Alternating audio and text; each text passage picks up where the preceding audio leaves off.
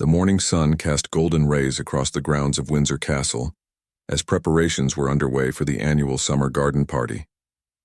Princess Charlotte stood near the rose garden, her small hands smoothing down the pleats of her pale blue dress. At 9 years old, she had attended many royal events, but this one felt different. Today she was meant to greet visiting children from a charity her mother, Princess Catherine, supported. Charlotte practiced her curtsy one more time, her patent leather shoes gleaming against the manicured lawn. She had spent weeks preparing for this moment, memorizing the names of the children she would meet and the work their organization did to help families in need. Her mother had helped her write a small speech, nothing too formal, just a few words to make the visiting children feel welcome. Queen Camilla emerged from the castle's side entrance, her cream-colored outfit perfectly coordinated with a wide-brimmed hat adorned with silk flowers. Several ladies-in-waiting followed behind her, along with photographers and members of the palace staff. The garden party was set to begin in less than an hour, and already guests were beginning to arrive at the main gates. Charlotte watched as her step-grandmother approached, expecting perhaps a word of encouragement or a warm smile. Instead, Camilla's expression remained neutral as she surveyed the garden's setup. Her eyes scanned the arrangements of chairs, the placement of the refreshment tables, and finally landed on Charlotte, standing by the roses. The young princess felt her heart beat a little faster. She had always found Camilla somewhat intimidating, though she tried her best to be respectful and polite. Her father had explained that Camilla was still adjusting to her role as queen consort, and that everyone in the family needed to support one another during public events. A royal photographer positioned himself near the fountain, testing his camera angles. Members of the charity organization began arriving, along with a small group of children who would be the guests of honor. Charlotte recognized a few faces from the photographs she had studied. There was Emma, a girl about her age who had helped raise money for homeless families. There was Marcus, a boy who had organized a food drive in his school. These were children doing remarkable things, and Charlotte wanted to honor their work properly. Camilla walked closer to where Charlotte stood. The girl straightened her posture, ready to discuss the event schedule or perhaps receive some last-minute advice. Instead, the queen consort stopped a few feet away and gestured to one of her assistants. They exchanged whispered words that Charlotte could not quite hear, though she noticed them glancing in her direction. The guests continued to arrive, filling the garden with quiet chatter and excitement. Charlotte's older brother, Prince George, appeared briefly but was quickly ushered away to another part of the grounds where he had his own responsibilities for the day. Her younger brother, Prince Louis, was deemed too young for this particular event and remained inside with his nanny. A palace coordinator approached Charlotte with a clipboard, confirming the timing of her speech and the order of introductions. Charlotte nodded, feeling more confident now that the moment was almost here. She had practiced her words dozens of times. She knew exactly what she wanted to say to make these children feel valued and seen. Then Camilla stepped forward, her voice carrying across the garden with surprising clarity. She called out to the coordinator, asking about the arrangements for the children's presentations. The coordinator hurried over, and soon Camilla was issuing new instructions, changing the order of events and adjusting where people should stand. Charlotte felt confusion wash over her. These were not the plans her mother had discussed with her. The speech she had prepared was supposed to happen before the children gave their presentations, not after. The change might seem small to others, but to Charlotte it meant everything. She had structured her words carefully to introduce the children and set the tone for their moment in the spotlight. She wanted to speak up, to politely mention that different arrangements had already been made, but the words caught in her throat. Camilla was the queen consort. Charlotte was just a princess, and a young one at that. Who was she to question the decisions of someone so much more important and experienced? The photographers moved into new positions based on Camilla's instructions. The charity representatives looked slightly confused but nodded agreeably, not wanting to cause any disruption. Charlotte stood rooted to her spot by the roses, her prepared note card suddenly feeling heavy in her hands. One of the young guests, Emma, caught Charlotte's eye and gave her a shy wave. Charlotte managed a small smile in return, but inside she felt a growing knot of anxiety. She had wanted this day to be perfect for these children. They deserved to be celebrated, and she had worked so hard to make sure her words would reflect that. Camilla continued directing the setup, her authoritative presence reshaping the entire flow of the event. Palace staff moved quickly to accommodate her wishes, rearranging chairs and adjusting the placement of the microphone stand. What had been carefully planned over several weeks was being altered in a matter of minutes. Charlotte's lady-in-waiting, Mrs. Pemberton, noticed the young princess's distress and approached quietly. She leaned down and whispered that everything would be fine, that Charlotte should simply follow the new order of events as best she could. The kind words helped a little, but Charlotte still felt the weight of disappointment settling in her chest. The garden was nearly ready now. More guests had arrived, filling the space with their presence and anticipation. News photographers positioned themselves behind a designated line, their cameras ready to capture every moment of the royal gathering. This was exactly the kind of event that would appear in newspapers and online articles, showing the royal family engaged in charitable work and supporting important causes. Charlotte took a deep breath and tried to refocus. She looked at her note cards again, attempting to reorganize her thoughts to fit the new schedule. Perhaps she could still make this work. Perhaps the changes would not matter as much as she feared. She wanted to believe that, even as doubt continued to whisper in the back of her mind. Camilla finally seemed satisfied with the arrangements and took her position at the head of the garden path. She nodded to the palace coordinator, indicating that the event could begin. Guests quieted down, turning their attention toward the front where the queen consort stood ready to welcome everyone. Charlotte moved to where she was now supposed to stand, several feet behind and to the side of Camilla. It was not where she had practiced standing. It was not where her mother had told her she would be. But it was where Camilla's new arrangements had placed her, and so that was where she would remain. The young princess clutched her note cards and waited, her heart heavy with the knowledge that the day she had imagined was already slipping away from her. Camilla began her welcoming speech with practiced elegance, her voice projecting confidence and warmth to the gathered crowd. She spoke about the importance of charitable work and how wonderful it was to see young people making a difference in their communities. The guests applauded politely, and photographers captured the moment from multiple angles. Charlotte stood in her designated position, watching as the queen consort commanded the attention of everyone present. There was no denying that Camilla knew how to work a crowd. She had years of experience at royal events, and it showed in every gesture and carefully chosen word. When Camilla finished her opening remarks, she gestured toward the children who would be presenting their work. They stepped forward nervously, each one carrying a small poster or folder containing information about their projects. Charlotte's heart ached watching them. These children had achieved so much, and she desperately wanted them to feel celebrated and important. But something unexpected happened. As the first child, young Marcus, stepped up to speak about his food drive project, Camilla interrupted him gently but firmly. She suggested that perhaps he should explain his project more simply, in a way that everyone could understand. Marcus, who had practiced his presentation many times, looked confused and stumbled over his next words. Charlotte felt her hands tighten around her note cards. Marcus had been speaking perfectly clearly. His presentation was well prepared and appropriate for the audience. There had been no need for Camilla to interrupt him, yet she had done so anyway. And now the boy looked flustered and uncertain. The queen consort smiled and encouraged Marcus to continue, but the damage was done. His confidence had been shaken. He rushed through the rest of his presentation, leaving out several important details he had meant to share. When he finished, the applause felt somewhat subdued, as if the audience sensed something had gone wrong but could not quite identify what it was. Emma was next. The young girl stepped forward with her presentation about raising money for homeless families. She began speaking with clear enthusiasm, describing how she had organized a neighborhood bake sale and then expanded it into a monthly event. Her eyes shone with pride as she talked about the families her efforts had helped. Camilla listened for perhaps 30 seconds before interrupting again. She suggested that Emma should mention how lucky she was to have such supportive parents who could help her with these projects.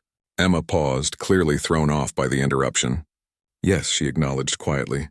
Her parents had helped. But that had not been the focus of her presentation. She had wanted to talk about what she herself had accomplished, about the work and dedication it had taken. Charlotte felt her face flush with frustration. Why was Camilla doing this?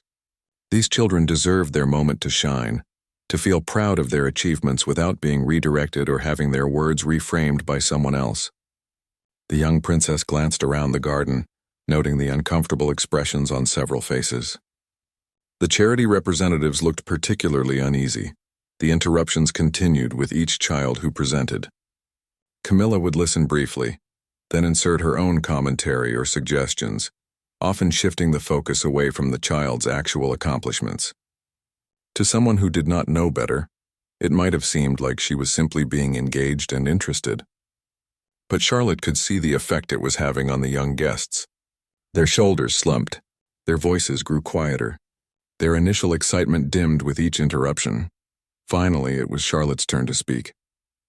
According to the new schedule, she would now offer closing remarks rather than the opening welcome she had prepared. She stepped forward, her note cards trembling slightly in her hands. She had tried to mentally reorganize her speech during the presentations, but her thoughts felt scattered and jumbled. Charlotte began to speak, her voice soft but clear. She talked about how impressed she was by everything she had heard today. She mentioned specific details from each child's presentation, trying to restore some of the focus to their actual accomplishments, rather than the redirections Camilla had introduced. She wanted these children to know that their work mattered, that someone had truly listened and valued what they had done. But before Charlotte could finish even her second sentence, Camilla stepped forward. The queen consort placed a hand on Charlotte's shoulder, the gesture appearing affectionate to the cameras but feeling heavy and controlling to the young princess. Camilla smiled at the crowd and made a comment that caused several people to laugh uncomfortably. She said that Princess Charlotte was still learning how to speak at public events, and that it was sweet to see her trying so hard. The words seemed kind on the surface, but there was an edge to them, a subtle dismissiveness that made Charlotte's cheeks burn with embarrassment. She was not merely trying. She had prepared extensively. She knew what she wanted to say and why it mattered. The photographers captured the moment. Click, click, click. Charlotte standing there with Camilla's hand on her shoulder, her expression a mixture of confusion and hurt that she tried desperately to hide. The queen consort continued speaking, essentially taking over Charlotte's closing remarks and reshaping them into something different entirely. Charlotte's carefully chosen words about the children's individual achievements were replaced with more general statements about charity work and the royal family's commitment to supporting good causes. The specificity was gone. The personal touch Charlotte had worked so hard to include vanished beneath Camilla's broader, more impersonal message. When Camilla finally finished speaking and removed her hand from Charlotte's shoulder, the young princess felt frozen in place. She had not been allowed to complete her speech. Her moment to honor these children properly had been taken from her, and there was nothing she could do about it. To protest would be to cause a scene. To show her true feelings would be to disrespect the queen consort in front of cameras and guests.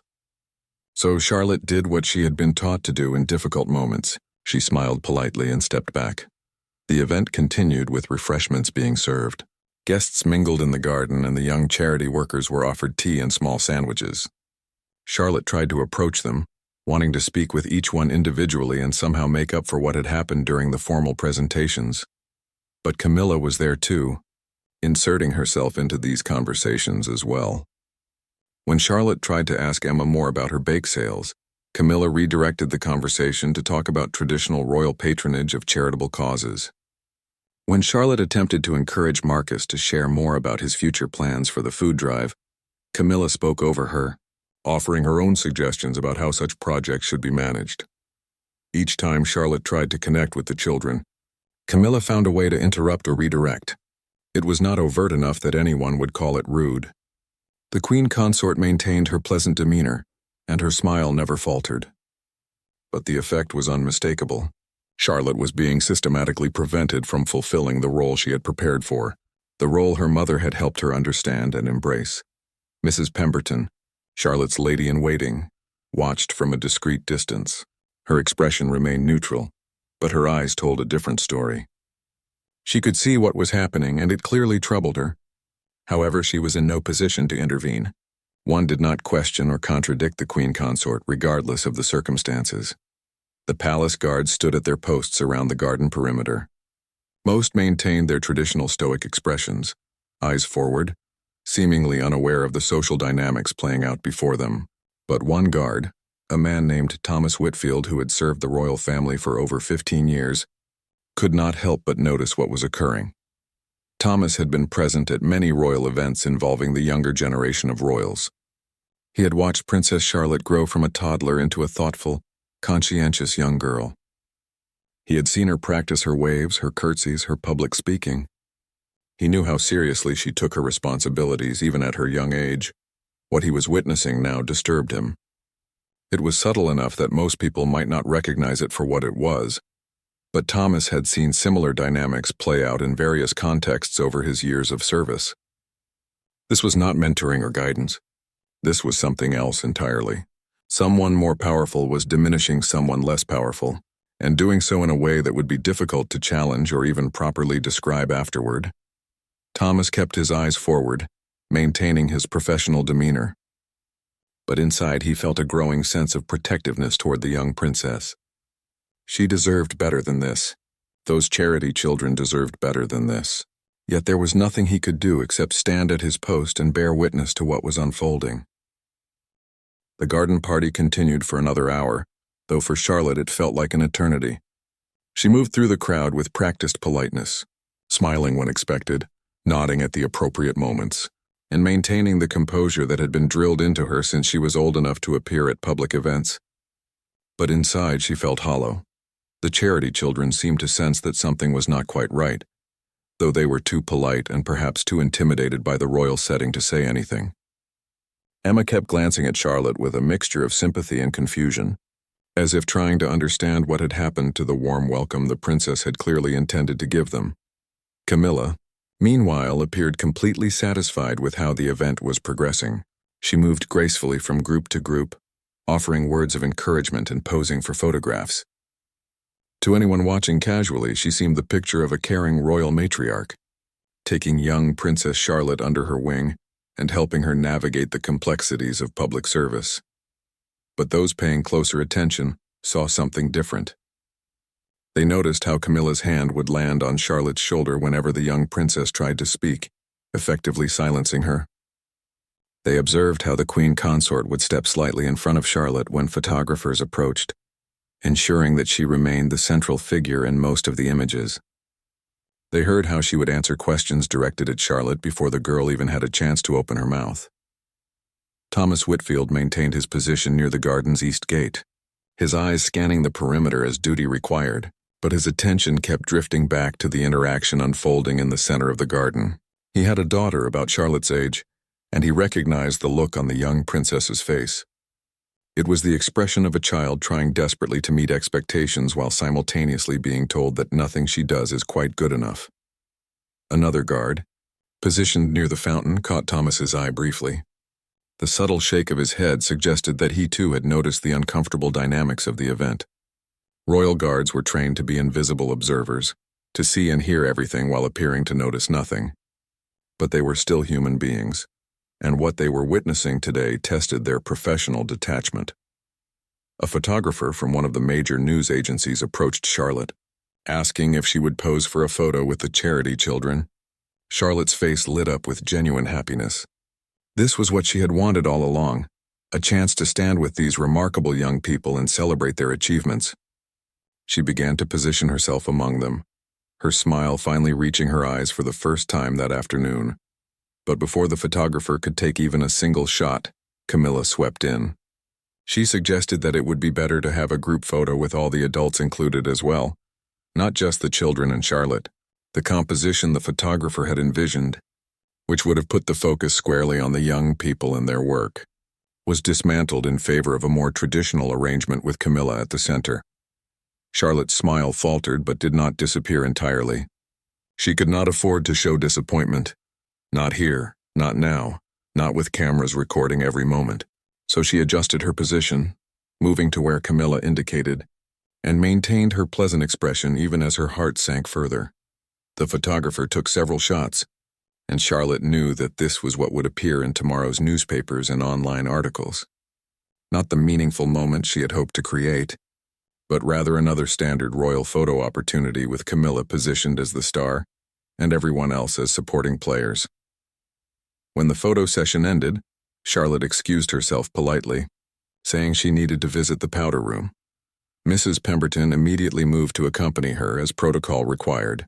They walked together across the garden, through a side entrance and into the quiet coolness of the castle's interior.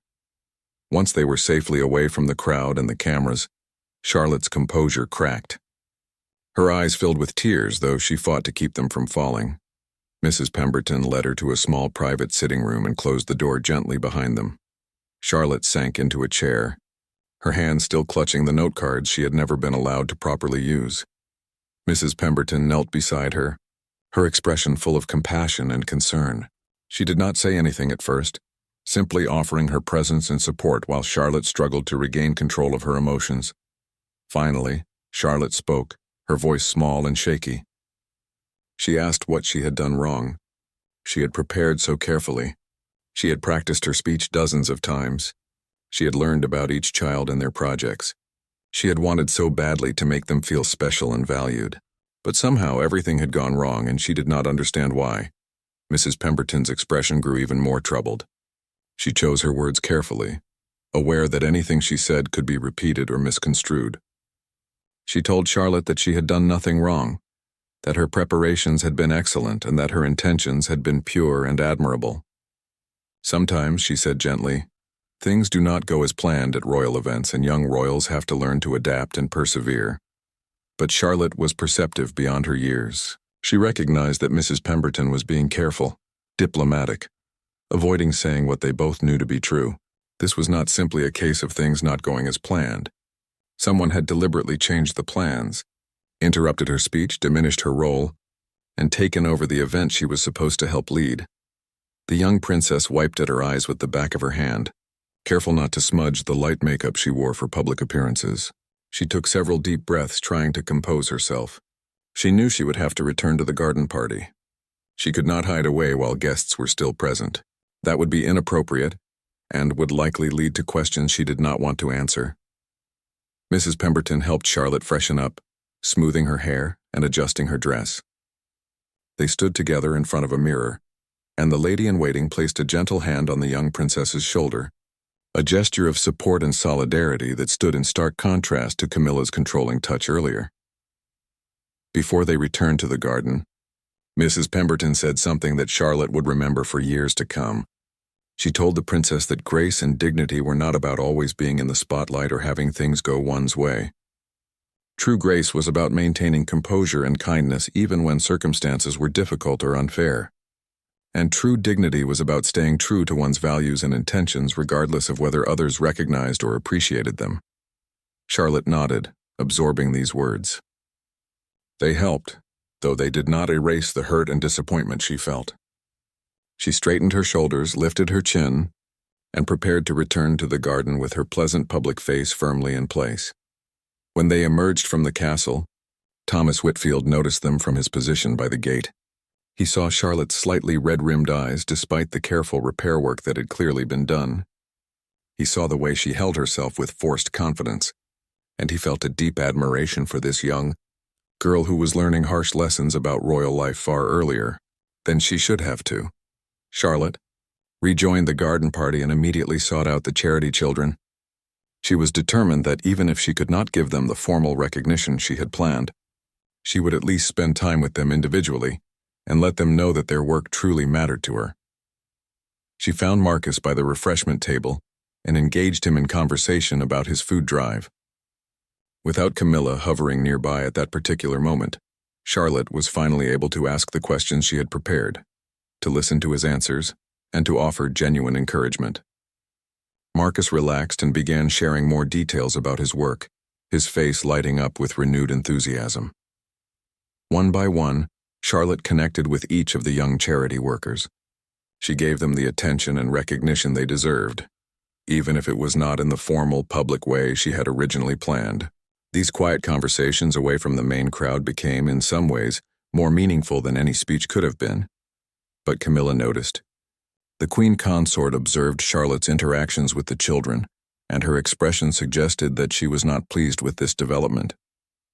She began making her way toward the group, clearly intending to insert herself once again. Thomas Whitfield watched this unfold, and for the first time in his career as a royal guard, he seriously considered breaking protocol. He wanted to step forward, to somehow prevent what was about to happen, to protect this young princess who was trying so hard to do something good and meaningful. But he remained at his post, bound by duty and training, even as frustration built inside him. Just as Camilla was about to reach Charlotte and the charity children, something unexpected happened. A palace coordinator hurried over to the queen consort with an urgent whisper. There was a phone call that required her immediate attention, something related to a scheduling conflict for an upcoming royal engagement. Camilla's expression tightened with irritation, but she had no choice but to step away. Charlotte felt a wave of relief as she watched Camilla disappear into the castle. For the first time since the event began, she had space to breathe, to be herself, and to interact with the children without constant interference. She made the most of this window of opportunity, focusing entirely on making sure each young person felt valued and appreciated. Emma approached Charlotte with surprising boldness. The girl asked quietly if the princess was all right, noting that she had seemed upset earlier. Charlotte was touched by the concern. Here was a child who had herself been repeatedly interrupted and redirected during her presentation. Yet she was thinking about Charlotte's feelings rather than her own disappointment. Charlotte answered honestly, though carefully. She said that sometimes royal events were complicated and did not always go exactly as planned, but that what mattered most was that everyone here today was doing important work that made a real difference in people's lives. She told Emma that her bake sale project was truly impressive and asked if she could stay in touch to hear about future fundraising efforts. Emma's face brightened considerably. The validation and genuine interest from Charlotte meant more to her than any formal speech or photo opportunity could have. The other children gathered around as well, and soon Charlotte found herself in an organic, meaningful conversation with the entire group. They talked about their projects, their challenges, their dreams for expanding their charitable work. Thomas Whitfield watched this interaction with a slight smile he could not quite suppress. This was what the event should have been from the beginning. Young people connecting with each other, sharing their passions and encouraging one another. Charlotte looked happier and more relaxed than she had all afternoon. Her natural warmth and sincerity shone through now that she was not being overshadowed or controlled. The photographers noticed the shift in atmosphere as well. Some began taking candid shots of Charlotte with the children, capturing genuine smiles and animated conversation. These images were far more compelling than the stiff, formal photos from earlier. One photographer, a woman named Sarah who had covered royal events for over a decade, recognized that she was witnessing something special. Sarah had been troubled by what she observed during the formal portion of the event. She had photographed enough royal gatherings to recognize when something was off, when the dynamics were unhealthy or uncomfortable. But now, watching Charlotte finally connect with the charity children in an authentic way, she felt hopeful that perhaps some good would come from this day after all. The charity representatives also noticed the change. They approached Charlotte and thanked her for her interest in their organization and for the time she was spending with the children. One representative, a woman named Janet who had coordinated the visit, mentioned quietly that the children had been nervous about meeting royalty, but that Charlotte's kindness was helping them feel at ease. Charlotte felt validated by these words. This was what she had wanted to accomplish. Not grand speeches or formal ceremonies, but genuine connection and encouragement. She might not have been able to deliver her prepared remarks, but she could still fulfill the spirit of what she had hoped to achieve. The moment of peace lasted for approximately 20 minutes before Camilla returned to the garden. The queen consort had dealt with whatever issue required her attention, and now she was ready to resume her central role in the event. Her eyes immediately found Charlotte and the children, and her expression suggested displeasure at having missed anything. Camilla strode over with purpose, her smile fixed in place but her eyes cold. She announced to the group that it was nearly time for the children to depart, as their transport would be arriving soon. This was news to everyone, including the charity representatives. The children had been scheduled to stay for at least another hour, with time built in for a tour of a portion of the castle gardens. Janet, the charity coordinator, looked confused and pulled out her phone to check the schedule. She started to mention that their transportation was not due until later, but Camilla spoke over her smoothly. She insisted that there had been a change in plans, that the schedule had been adjusted, and that it would be best for everyone if the children prepared to leave shortly. Charlotte felt her stomach drop. This was another manipulation, another way of controlling the situation and cutting short something meaningful. The children looked disappointed, glancing at each other with obvious confusion.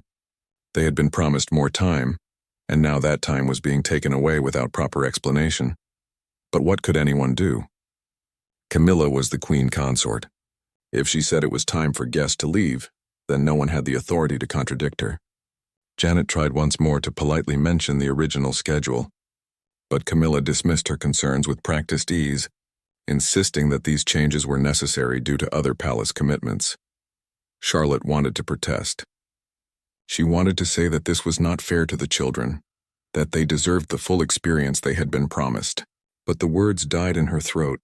She was 9 years old, standing in front of cameras and witnesses facing the woman who was married to the future king.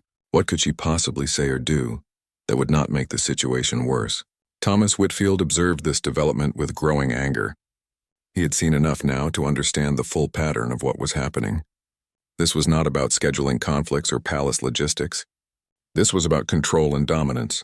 Camilla was systematically undermining Charlotte's event, ensuring that the young princess could not succeed at the role she had prepared for, and now she was denying the charity children the full experience they had been promised.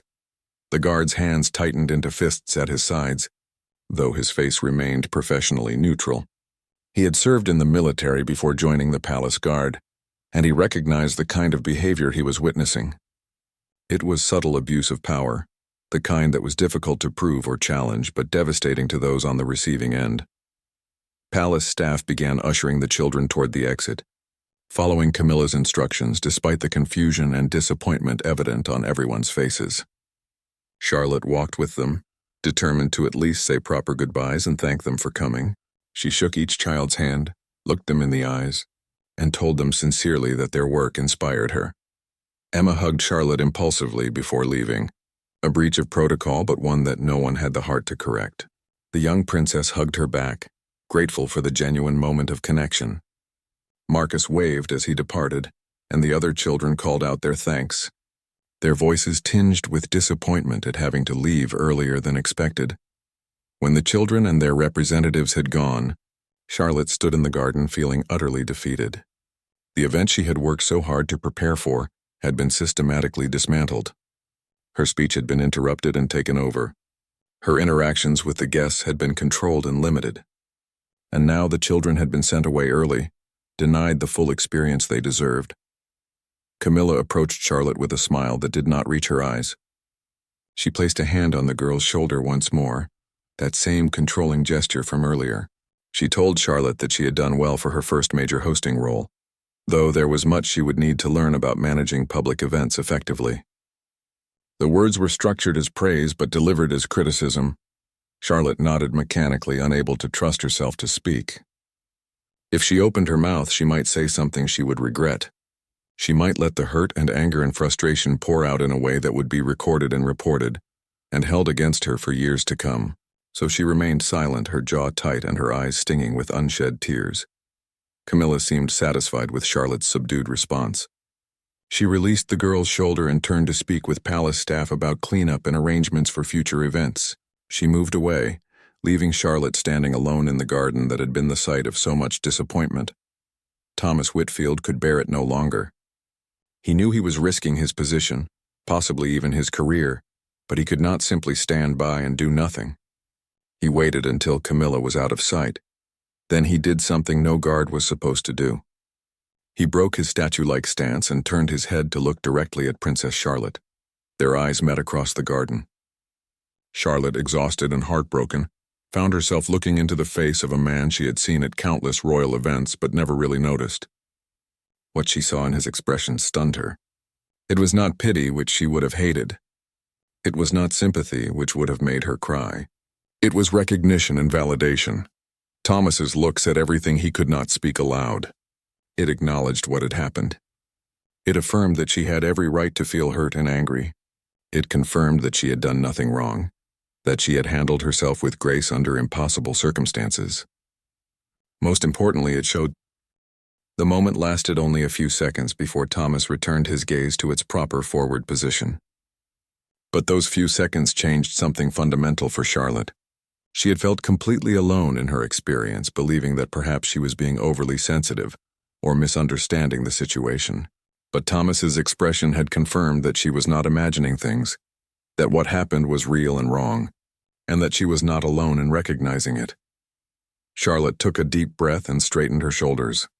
She had to finish out the event with dignity, no matter how much she wanted to retreat to her room and cry.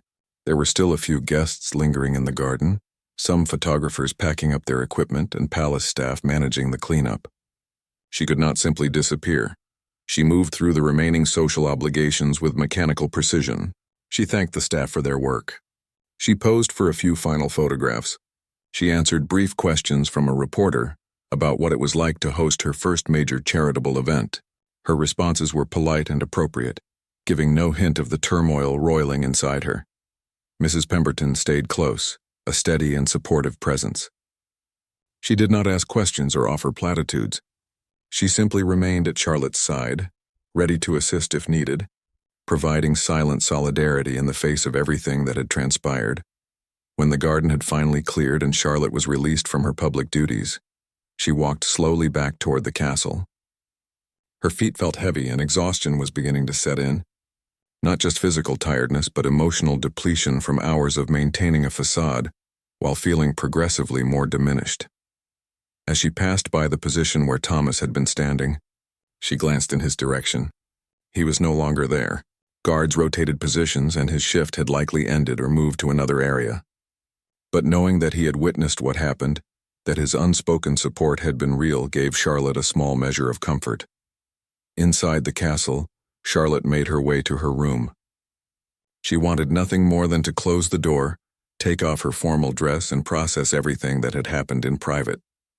But as she climbed the stairs, she encountered her father, Prince William, coming from the other direction. William took one look at his daughter's face and immediately asked what was wrong. Charlotte hesitated, unsure how to explain. How could she tell her father that his wife, the queen consort, had systematically undermined her event? How could she express the hurt and frustration without sounding like she was tattling or being disrespectful? She tried to dismiss his concerns, saying she was just tired from the event. But William knew his daughter too well. He could see the barely contained tears, the tightness in her jaw, the way she held herself as if trying not to fall apart. He gently insisted that they talk, leading her to a private sitting room where they could speak without being overheard. Once the door closed behind them, Charlotte's composure finally shattered. The tears she had been holding back all afternoon spilled down her cheeks. Between sobs, she told her father everything. The changed schedule, the interrupted speech, the constant redirections, the early dismissal of the children. She described how hard she had worked to prepare, how much she had wanted to honor the charity children properly, and how every effort had been blocked or undermined. William listened with growing tension in his face. He pulled Charlotte into a hug, letting her cry against his shoulder while he processed what she was telling him. He was in an impossible position. Charlotte was his daughter, and her distress was evident and justified. But Camilla was his stepmother, the queen consort and the wife of the future king. The political and familial complications of addressing this situation were staggering. When Charlotte's tears subsided, William asked careful questions. He wanted to make sure he understood exactly what had happened, not just Charlotte's perception of it, but the actual sequence of events. As she provided more details, his expression grew darker. He recognized the pattern she described. He had seen Camilla operate in similar ways before, though never directed at his children. William assured Charlotte that she had done nothing wrong, that her preparations and intentions had been exemplary. He told her how proud he was of how she had handled herself despite the difficulties. He promised that he would address the situation, though he cautioned that such conversations required delicacy and time. Charlotte asked her father what she was supposed to do at future events. How could she prepare and care about her role if everything was going to be undermined anyway? William did not have an easy answer. He told her that royal life often involved navigating complicated relationships and challenging situations. He encouraged her to continue being herself, to stay true to her values, and to remember that dignity and grace were not about external circumstances but internal character. These words helped, though they did not erase the hurt. Charlotte understood that the solution was not simple, that her father could not simply fix everything with a single conversation. Royal family dynamics were complex, bound by protocol and public perception in ways that made addressing interpersonal conflicts extremely difficult. After their conversation, William walked Charlotte to her room and kissed her forehead before leaving. Charlotte changed out of her formal clothes, washed her face, and lay down on her bed. Her mind kept replaying the events of the day, analyzing every moment, trying to understand what she could have done differently, even though she knew rationally that she was not at fault. Meanwhile, Thomas Whitfield had finished his shift and was changing out of his uniform in the guards' quarters. Other guards were present, discussing the various events of the day in the casual way that off-duty security personnel often did. Thomas remained mostly silent, but when one guard mentioned the garden party, he found himself speaking up. He said carefully and quietly that what he had witnessed troubled him. He described in general terms, without naming specific individuals, a situation where a young person had been systematically undermined and dismissed by someone in a position of authority. He said it reminded him of subtle bullying tactics he had seen in various contexts, and that it disturbed him to witness such behavior in a setting that was supposed to be about celebrating charitable work. The other guards listened with varying degrees of interest. Some nodded, having noticed similar dynamics. Others seemed uncomfortable with the conversation, preferring to avoid any discussion that might be construed as criticizing members of the royal family. But one guard, a younger man named David, asked Thomas directly what he thought should be done about such situations. Thomas was quiet for a long moment before responding. He said that people in their position had limited options. They could not intervene directly. They could not speak publicly about what they observed. But they could bear witness. They could remember what they saw. And if the opportunity ever arose to support someone who had been wronged, even in small ways, they could choose to take it. David absorbed these words thoughtfully. He had been present in the garden as well, positioned near the fountain. He had seen much of what Thomas described and had felt similarly troubled by it. Knowing that he was not alone in his observations and concerns created a quiet sense of solidarity between the guards. In another part of the castle, Prince William sought out his father, King Charles. The conversation he needed to have was delicate and potentially explosive. He had to address Camilla's behavior toward Charlotte without appearing to attack his stepmother or create unnecessary family drama. It required diplomatic skill and emotional control. Charles received his son in his private study. He could tell immediately that something serious was on William's mind. When William began explaining what had happened at the garden party, based on Charlotte's account, Charles's expression grew troubled. He loved his wife, but he was not blind to her faults.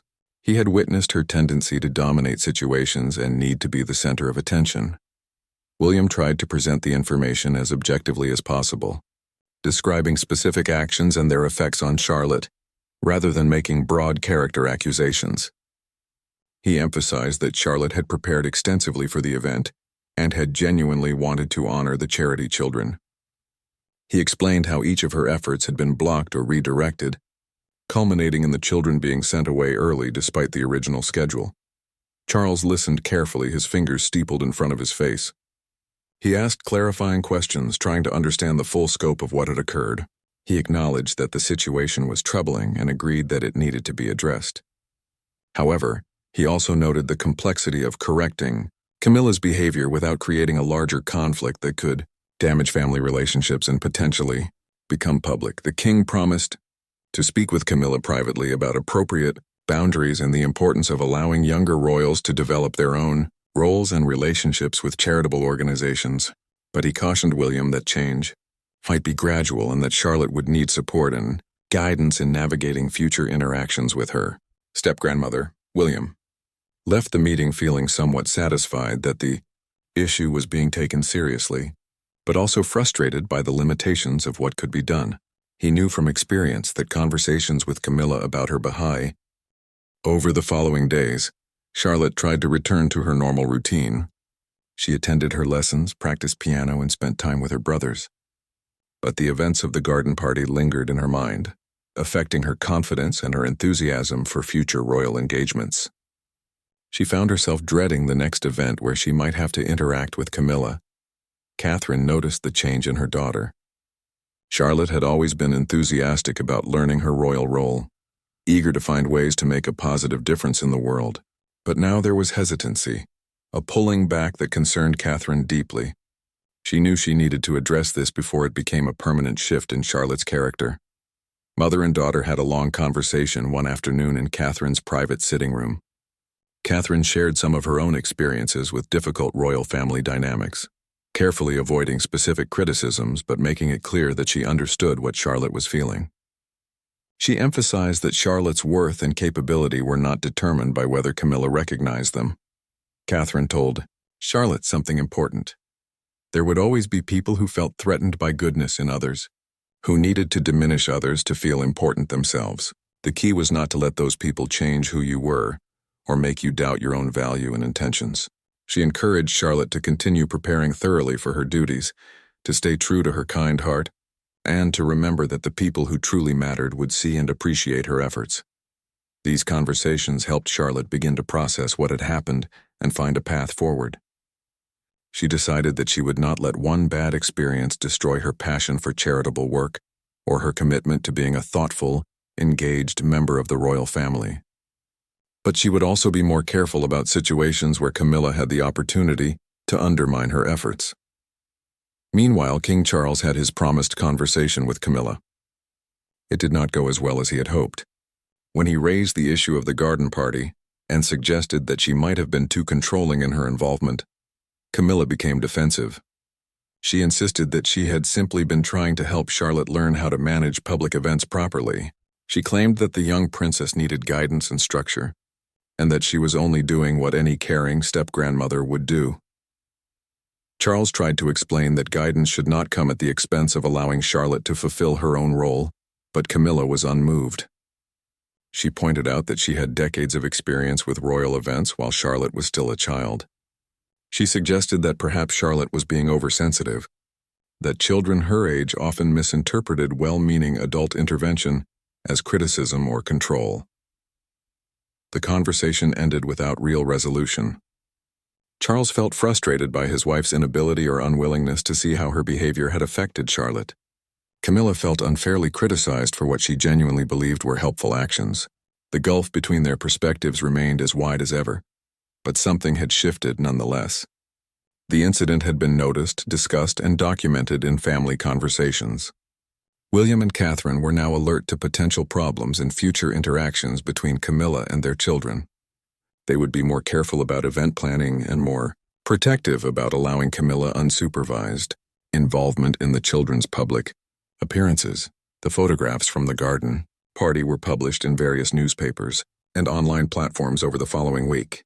Most articles praised the royal family's commitment to charitable causes and featured the now famous image of Camilla with her hand on Charlotte's shoulder, the two of them appearing to work together in royal duty. But photographer Sarah, who had witnessed the event firsthand, noticed something different in the images she had captured. In the formal photos with Camilla at the center, Charlotte's smile did not reach her eyes. There was a tension in her posture, a constraint that Sarah recognized. However, in the candid shot Sarah had taken during those 20 minutes when Camilla was away, Charlotte looked completely different. Relaxed, genuine, animated, truly engaged. Sarah kept these observations to herself professionally, but she filed the photos carefully. She had learned over her years covering the royals that not everything could or should be reported immediately. Sometimes images became significant only in retrospect. As patterns emerged and contexts became clearer, she suspected that what she had witnessed at the garden party might be part of a larger story that would unfold over time. Thomas Whitfield continued his duties at the palace, maintaining his professional demeanor and fulfilling his responsibilities. But he too remained alert. He had broken protocol once by making eye contact with Charlotte, by silently communicating his support and recognition of what she had endured. He knew he might need to find subtle ways to offer that same support in the future. A few weeks after the garden party, Thomas was assigned to security detail for another event involving the younger royals. This time it was a school visit, and both Charlotte and George were attending. Camilla was not scheduled to be present, and Thomas noticed how much more relaxed and confident Charlotte seemed as a result. During the event, Charlotte interacted with school children with genuine warmth and interest. She asked thoughtful questions, listened attentively to their answers, and made each child feel valued. This was the Charlotte who had prepared so carefully for the garden party, the thoughtful and engaged young princess who genuinely cared about people and wanted to make a difference. Thomas watched her navigate the event successfully, and he felt a quiet sense of satisfaction. The garden party had not broken her spirit. She had processed the hurt, learned from the experience, and returned to her duties with renewed determination. That took real strength of character, especially for someone so young. As the school visit concluded, Charlotte happened to walk near the position where Thomas was stationed. Their eyes met briefly, and this time Charlotte gave him the smallest of smiles. It was a smile of recognition, of gratitude for his silent support during one of her most difficult moments. Thomas gave the slightest nod in return, acknowledging the connection between them without breaking his professional stance. Emma, the girl from the charity who had attended the garden party, sent Charlotte a letter a few weeks after the event. In it, she thanked the princess for her kindness and encouragement. She wrote that even though the event had not gone exactly as planned, meeting Charlotte had inspired her to continue her charitable work and to dream bigger about what she might accomplish. Emma mentioned that she and the other children had noticed that Charlotte seemed to truly care about their projects, unlike some of the other adults present who seemed more interested in being photographed than in actually listening. She said that Charlotte's genuine interest had meant more to them than any formal ceremony or official recognition could have. Reading this letter brought tears to Charlotte's eyes, but this time they were tears of validation and hope rather than hurt and frustration. Despite everything that had gone wrong at the garden party, she had still managed to connect with the children in a meaningful way. Her efforts had not been completely in vain. She had made a difference to someone, and that was what truly mattered. Charlotte showed the letter to her mother, who read it with visible emotion. Catherine hugged her daughter tightly and told her that this was what being a true royal was really about. Not the formal speeches or the photo opportunities or the headlines in newspapers, but the genuine connections made with real people and the positive impact on their lives. Prince William also read the letter and felt immense pride in his daughter. She had faced a difficult situation with Grace, had not become bitter or discouraged, and had stayed focused on what truly mattered. These were qualities that would serve her well throughout her life in the royal spotlight. As months passed, Charlotte gradually regained her confidence about royal events. She developed strategies for managing situations where Camilla was present. She learned to continue pursuing her goals even when met with obstacles or interference. She discovered that her mother and father would support her efforts even when they could not always protect her from difficult family dynamics. The charity children continued their work, inspired in part by Charlotte's encouragement. Emma expanded her bake sale into a monthly community event that raised significant funds for homeless families. Marcus's food drive became a model program that was replicated in other schools.